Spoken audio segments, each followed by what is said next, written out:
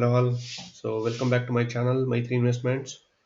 Please like, subscribe, and also press the bell icon so that whenever I post a video, you will get the notification. Please support because creating the content takes a lot of effort. So yeah, let's start. Today's video is about fundamental analysis of Dabur India Limited. So let's start with the highlights. What is this company, what it is doing, and all those things. Okay, as you can see, Dabur India Limited is actually 140 years old. So this is the fourth largest FMCG company, and this is also run by already fifth generation of the management. So actually, it has got different products, famous brands, household names like Real Juice, you would have heard, Dabur Chyawanprash, and Ajmola. These are all the famous brands which it is selling. It has also got actually almost like 14 manufacturing facility within India, and as well as around 8 in overseas, almost including the US. So it is actually really got very good manufacturing facilities as well. So it has got largest distribution network in India as well as overseas. So it is almost covering like 79 lakhs stores or outlet. All these products are reaching there. Another good thing is, promoter holding is really good. 66.224%. This is really good. This is actually being continued from the generations. That is also give you confidence. If the promoter holding is more, that means they will put their own they will put a lot of effort to generate the wealth for themselves. And also, if you are a shareholder, it will also you will also get benefited from that. And also 25% of the contribution is coming from overseas presence. So 75% of the revenue is coming from India, and 25% is coming from outside. So this is also kind of addition. It's kind of a mixed, not just domestic. If there is any negative things happening here or overseas, it's kind of balanced. Next, the products. As you can see, this is the domestic business product, and also these are all the international business products. So here, as I already said, Dabur Chyawanprash, Dabur Honey is also famous, Pudina. These are all the main products. We also have this Real juice. This is very very famous, as well as Dabur Amla hair oil. Similarly, in the international brand, they've got Vatica and Dermo Viva, and these are all the products. You know. And one of the good thing is, since they are there from 140 years, and they've got really leading positions some of the verticals. So for example, honey, they are number one. This Chyawanprash, they are number one. Baby massage oil, I think they are two. Glucose also number two position. And skincare product bleaches and all, I think it's a number one position. Air freshener, this Vodanil or some there is one brand. I think because of that they are also in number one position. As well also in mosquito repellent, they are number one. And Real juice actually, that's also number one position. As you can see here, healthcare related products, home and personal care products, and foods and beverages products. They are into these three business segments. Quickly also we can see the percentage of the revenue which is coming. So home and personal care, it is coming 47%. It's coming from there. And healthcare rate is around 36%, and food and beverages it's almost 17%. So this is actually also growing really good, this Real juice and other things. So let's talk about business motor competitive advantage, what it has got. Since this is a company exists from 140 years and fifth generation, there is no issue with management and other things. They're actually passing it to the next generations. That's why they've got strong hold of the company. And also, as I mentioned earlier, also they've got a strong distribution network. They're reaching almost like 79 lakhs of the stores, and they're also good into R&D. So they are bringing new products.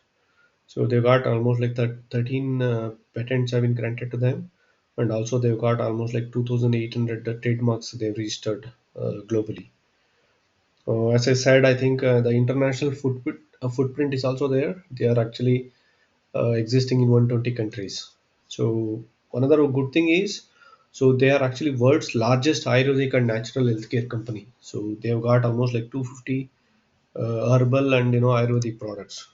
So this is also in the international business, they're also showing which country has got number one, number two position like that. As you can see, Saudi Arabia, they are actually number one. So you can think of, so even the internationally also their presence is really good. So this air oil, air cream, air gel, air mask, this one they're leading in Saudi Arabia as well. And also on these air serums and depil, I don't know what is that. So they are in third position.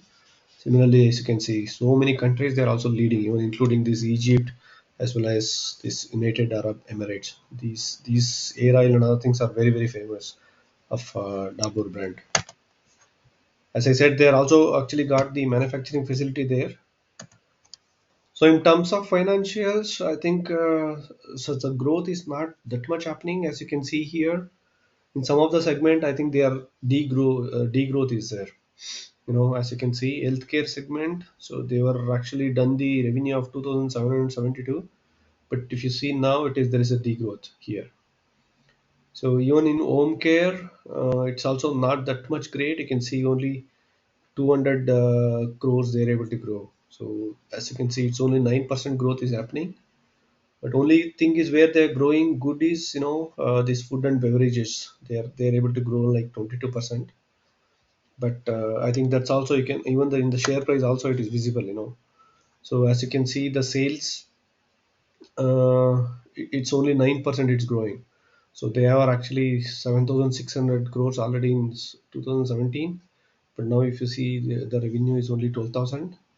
And also another thing is the margin they are little bit able to sustain that level. But I also showed in our earlier video, I think in ITC and all, the margin is really good, maybe because of the cigarette contribution. But there is no such kind of cash cow in Dabur. That's why I think margin is always, I think, coming down or it is sustained at 18 to 20%. So net profit is also, I mean, it is growing consistently, but they are currently able to generate, I think, 9.92 uh, EPS, earning per share. So they also changed the dividend policy. Sometimes it was almost like 30% each year. Now they are actually started giving a dividend uh, of 50%. That means 50% of this 9.92. So you're almost going to get some 4 rupees, 5 rupees, but the dividend is not that much because the share price is already 530 or something. Even if they give 5 rupees, it is only less than 1% of the dividend yield. So one thing is, you can see the price, it is not grown that much. So from last 5 years, it is almost at the same level that is already showing here. And even, profit growth is also not that great. This is also one thing you have to keep it in mind. So that's why, market is also not giving very good price to that. Promoter holding, as I said, I think they're really holding good amount of share, 66%. So what I'm highlighting here is, so you can see the public holding, public holding is keep on reducing. So if it is keep on reducing means, so it is, people, the retail investors are losing the confidence. That's what it shows. That means these guys are accumulating DAs and FIIs. They are accumulating the shares and retailers are, selling it off. That means in few months or few years, there's going to turn around maybe happening, which maybe DAs and FIs are aware. But that's why I mean retailers are the last persons. Once the price start going up, then only they will catch the buzz. So here, that's also one good thing you can think of here if you're thinking of investing. So this is also a good point you can consider. If the retail investor is going down, that is a good sign. I think you should start investing there. In terms of valuation, actually it is already the price is 530 as you can see, and market cap is 94,000 crores. So the price range is also between 504 and 597. It is actually there only. I mean, it is not moved up too much. Uh, I mean, they don't have any, of course, no debt. There is only small amount of debt, but they also got very good cash here. Reserves is there. There's no pledging as well. Uh, Promoter holding is good, as I said. Stock is currently trading at a PE of 54.3, but you can see historically it was almost trading between 45 to 50, and before that years, before 2017, it was almost trading at between 30 and 40. So now it is at 55 PE. So as you can see, it is little bit come down. I think it was sometimes it used to trade bit over 60. Otherwise, I mean, this is rightly priced. There is no scope for re-rating of the PE. Uh, Otherwise, I mean, whatever the price has to come, it has to come from the growth. If the market is continuing to give the 55 P, and the EPS and other things has to grow, but that is not happening. You can see here, March 2022, they had made this much EPS, but it sometimes it's also going down. So as I showed you, I think there is a degrowth in some of the segments. So negatives. Actually, also seen some of the complaints or the lawsuits which have been raised in US and Canada. There are some complaints from the consumers alleging that some of the their air products cause this ovarian cancer and the uterine cancer. So there are some files have been cased. So I mean these are all the the products which one we don't understand. But since Dabur is existing internationally, so they have to face this kind of lawsuits and other things. But I don't have any comment. I think this is one of the negative what I found.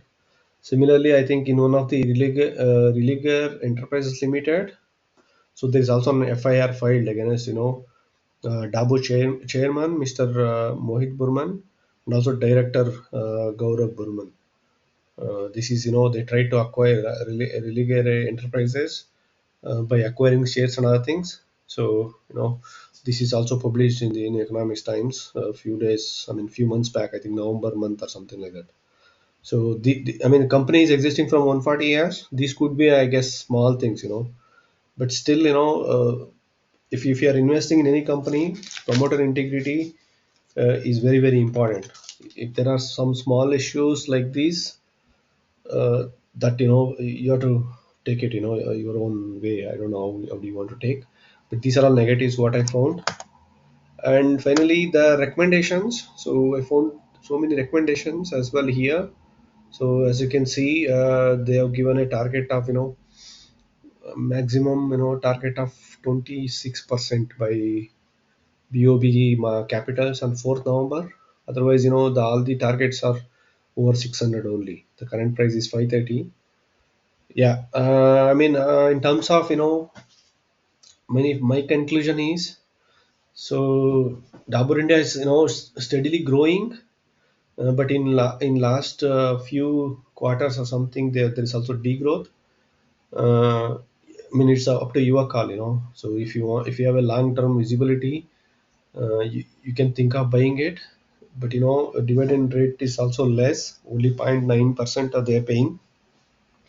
But good thing is promoter holding is good. But the growth is not happening that much. So again, it's your decision. Please consult your financial advisor and take a decisions. But the price is also, I mean, stagnant from last 4 5 years. So it could also, market can also re-rate it if 1 or 2 quarters the result comes up.